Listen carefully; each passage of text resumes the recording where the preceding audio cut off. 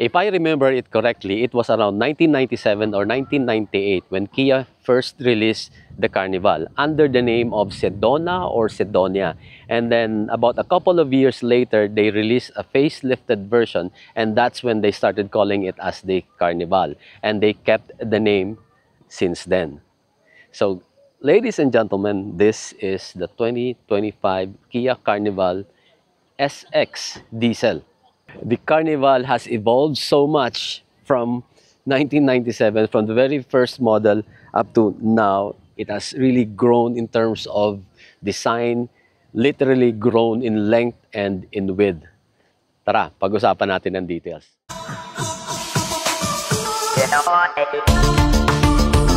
Nandito tayo sa Invitec Films para magpa-install ng Invitec Paint Protection Film with Invitec Graphene Coating for ultimate protection. Parang ang unang impression ko, alam mong glossy pero parang anong nilagay? Kasi parang wala naman ako nakitang may pinatong So nag-curing pa lang to kahapon, so it will still take a few more days para completely lumapat siya. But so far right now, ganda. Ang sarap hawak-hawakan. Really happy with the result. Ang ganda. Nakakatuwa. Call Invitec now, schedule your PPF installation, mention Team DTV, and get a discount. The Kia Carnival has 4 variants, okay? 2 variants for the diesel engine and 2 variants for the hybrid. For the diesel, they have the EX and the SX. This is the SX. This is the top-of-the-line diesel. Price at 3,328,000 pesos. So dito sa front fascia, you can really feel its width, ang lapad, di ba? And kapag nakita mo to sa gabi with the DRL and all the lightings, very angular, very rectangular. This one, may DRL ka dito, may parang LED bar, hindi nga lang siya connecting, but then it continues all the way here at the corner, tapos may vertical LED siya dito. From a distance, you will see the angle of the rectangular front, emphasizing the width of the car and its really wide stance. And then right here, you have the Kia signature Tiger nose grille.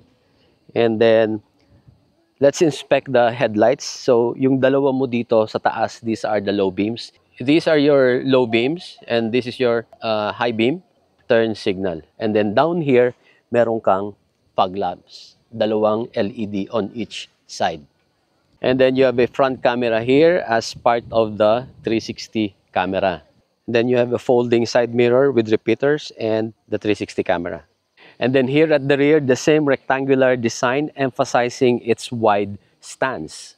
So LED from the center but not connecting all the way to the corner and then down here to the vertical, the same design as in front, and you have all these horizontal short LED lights. So you have 1, 2, 3, 4 turn signals. The rear camera, shark fin antenna, third brake lamp.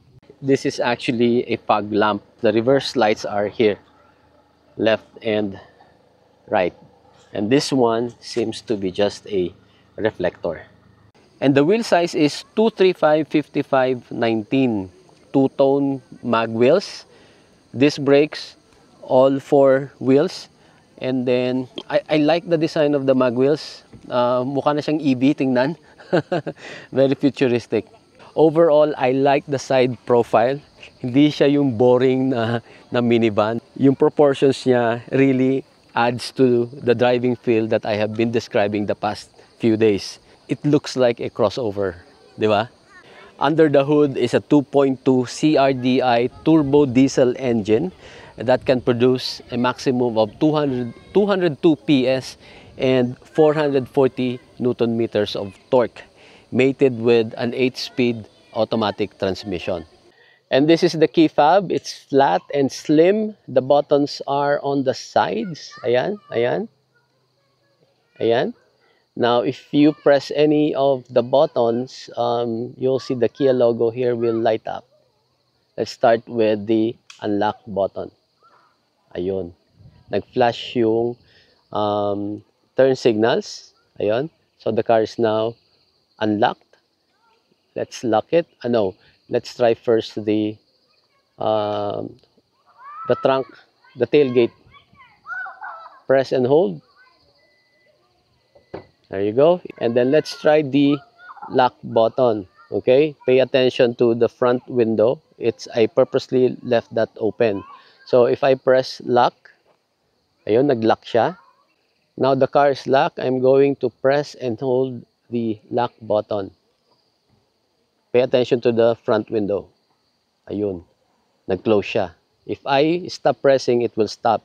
I have to press it all the way and wait for it to close completely.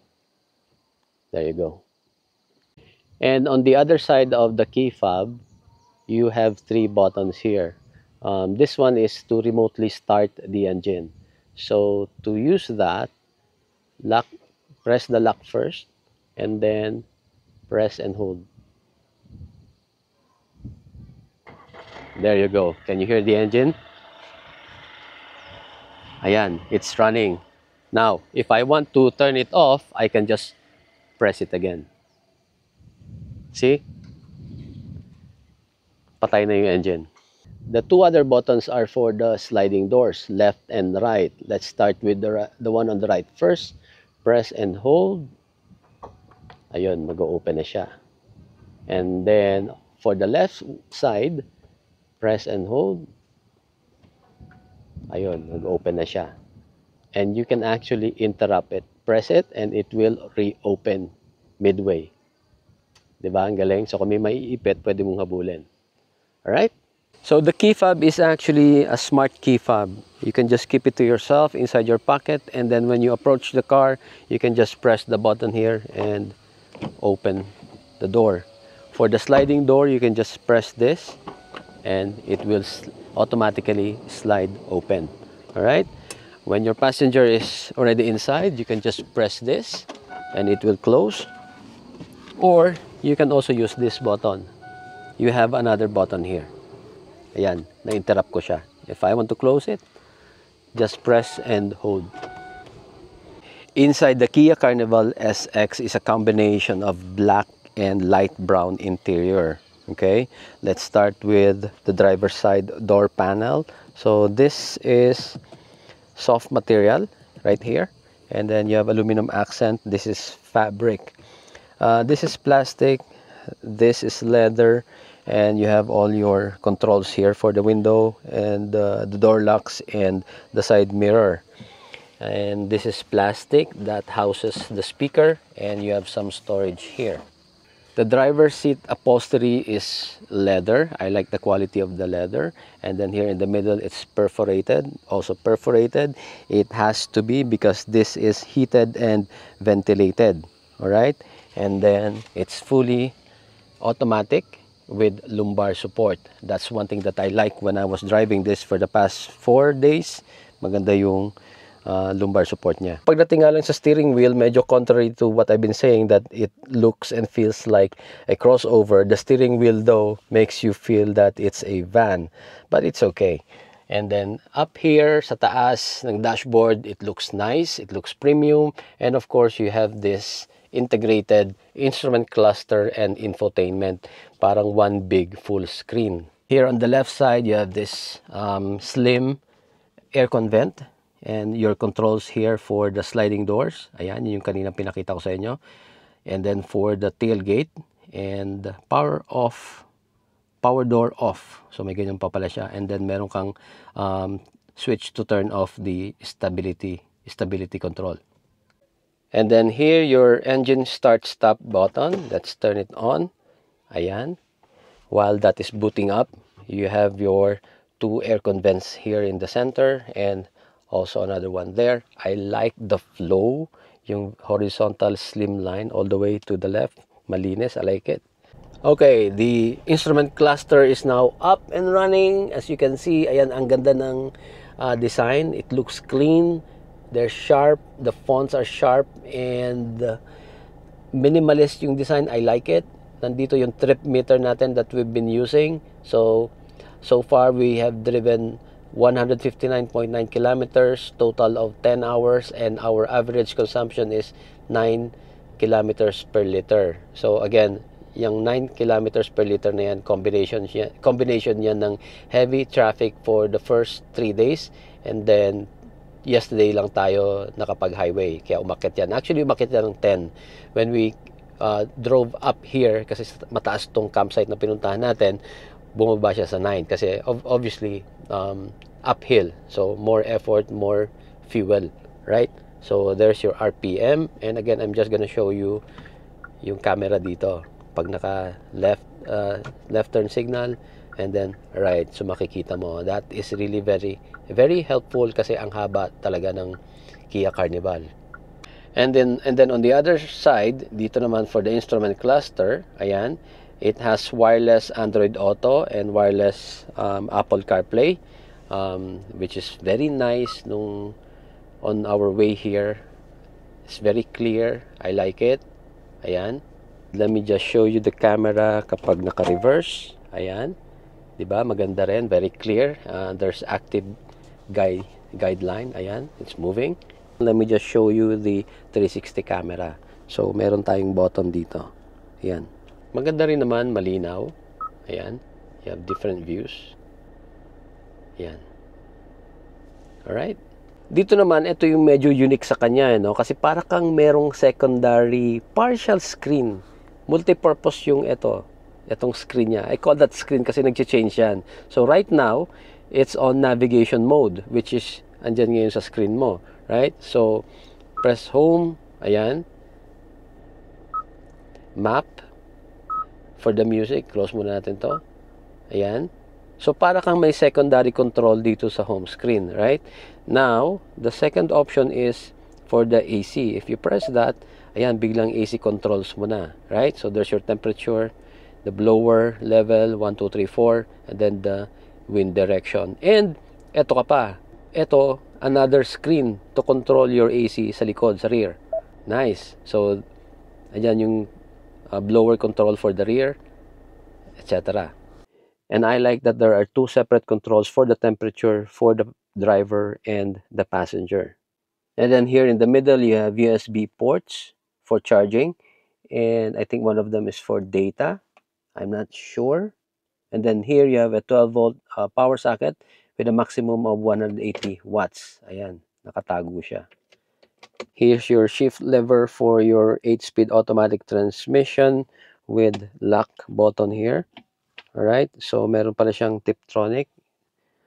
There, you have plus or minus. And then you have two big cup holders here.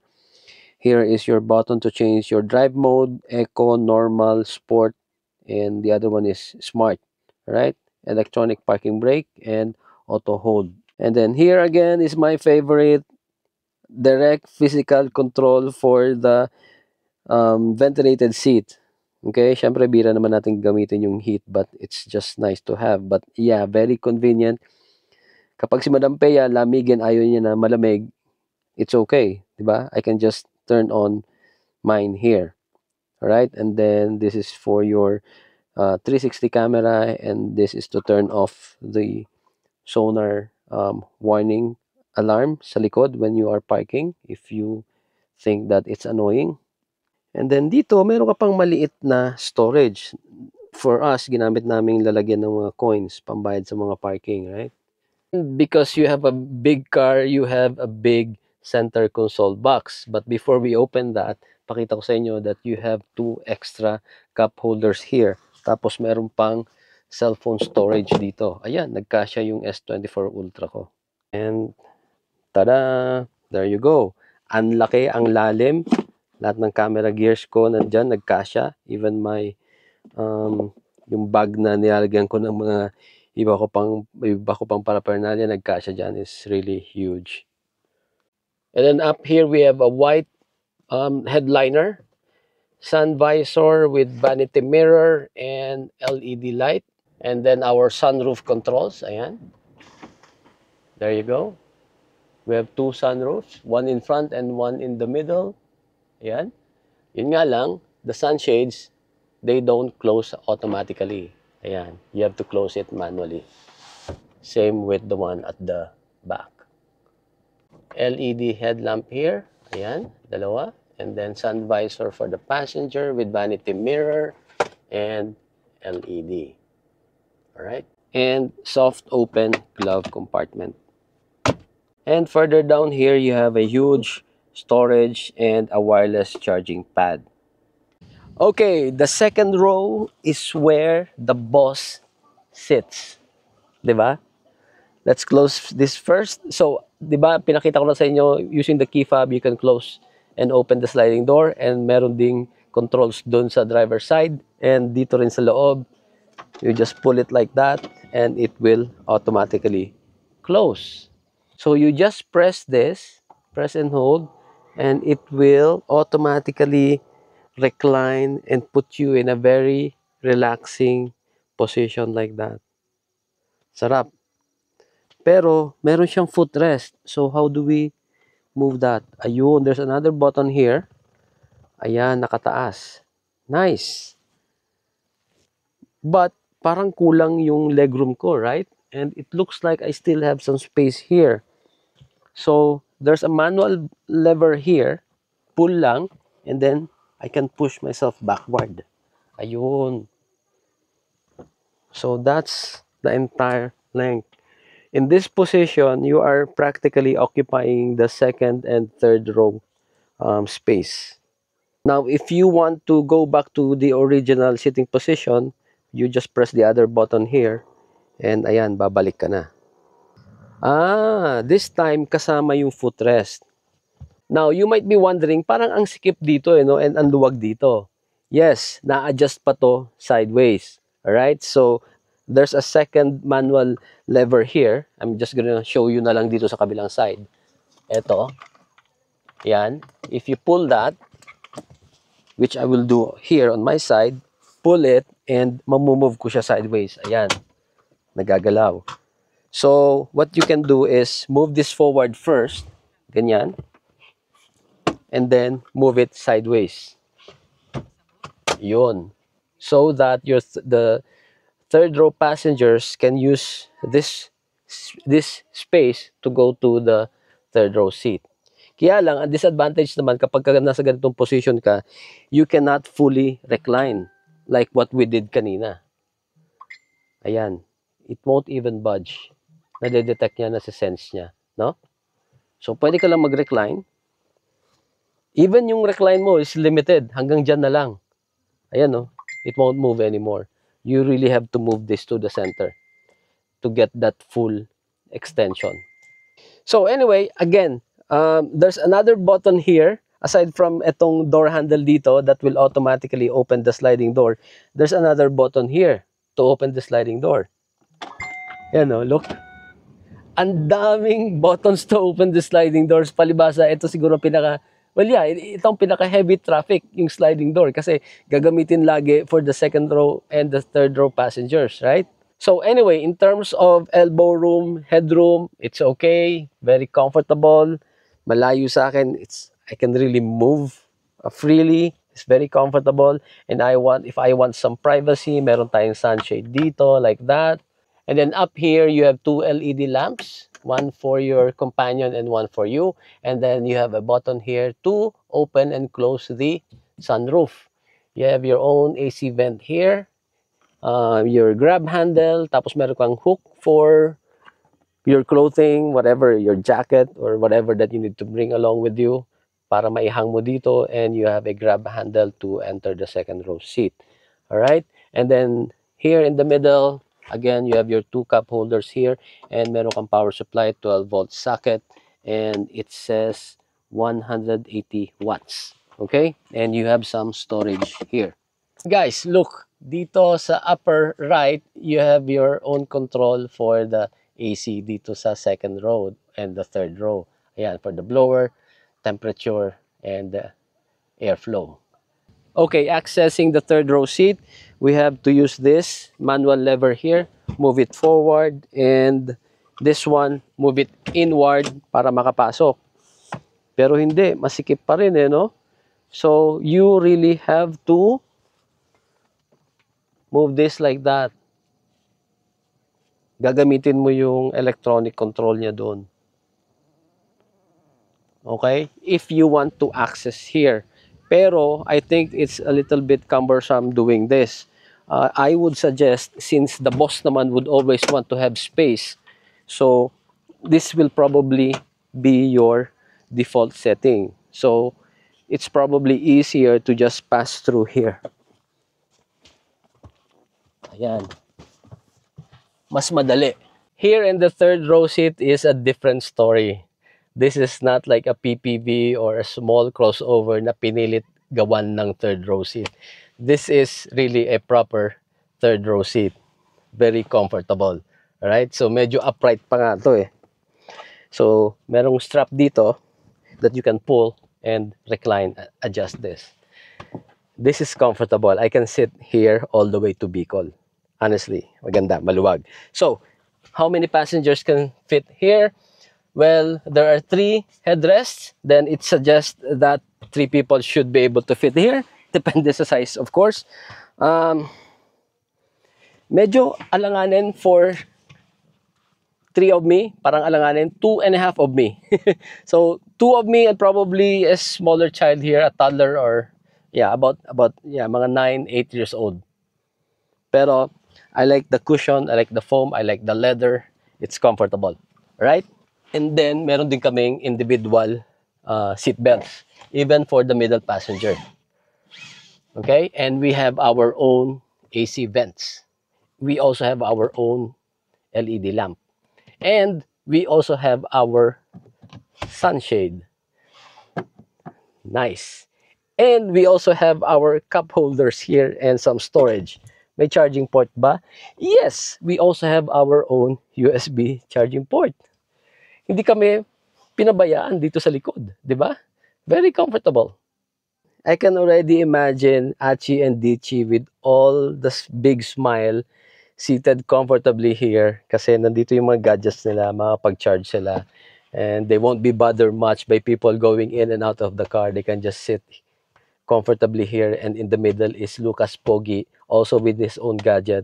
All 3 of them will be comfortably seated here, peacefully. Again, dito sa third row, ipapakita ko lang sa inyo quickly, but guys, apologies. Umakyat kami dito for the campsite, kaya madumi na yung car. Alright? So, pagpasensyaan nyo na. So, there's our automatic tailgate, and andyan yung mga ginamit namin for camping. This is not our full gear for the camping kasi biglaan yung camping namin. But look at that. Everything is like just occupying the floor side pa lang ha. So, ka-level lang siya ng floor. So anyway, etong third row seats na to, you can fold them like that. Okay? And then you pull this. Pag hinatak mo to, like that, it will slide and hide dito sa space na to. And it will end up giving you a one big flat surface for your cargo. Okay? Huwag natin gawin yon kasi naayos na namin yung gamit namin. Here on the left side, meron kang parang cabinet dito, nakakatuwa. Ayan, storage. Pwede kang maglagay ng mga cleaning materials mo dyan. Meron pa siyang strap to secure it para hindi siya aalog-alog. Here on the right side is your access to your tools. So may scissors jack ka dito, there's your tire wrench, and this one looks like the blower for the AC. So probably when it needs servicing, it's easy to access it from here. And then here, meron ka pang 12-volt power socket. Ayan. Also, 180 watts ang maximum power. So I've shown you everything about the rear. May napansin kayo? Nasaan ang spare tire? Kasi inoccupy na nito hanggang ilalim, di ba? That's supposed to be the space for your spare tire. Saan ang spare tire niya? Walang spare tire? Meron. Halika. The spare tire is here sa ilalim nito. It looks like it's a donut tire, hindi siya full size. And it can be accessed dito sa may ilalim na part ng upuan. Let's not do that anymore. But just so you know that you have a spare tire and it's located here. Please also watch our practical, relatable, used test drive video of the Kia Carnival SX Turbo Diesel. And to our fellow car campers, we will also have a separate video about car camping with the Kia Carnival SX Turbo Diesel in this amazing valley. Abangan nyo po, napakaganda ng campsite na to. Thank you for watching. Please drive safe. Bye! Please do not forget to follow our social media accounts. We are on YouTube, Facebook page, Instagram, and TikTok.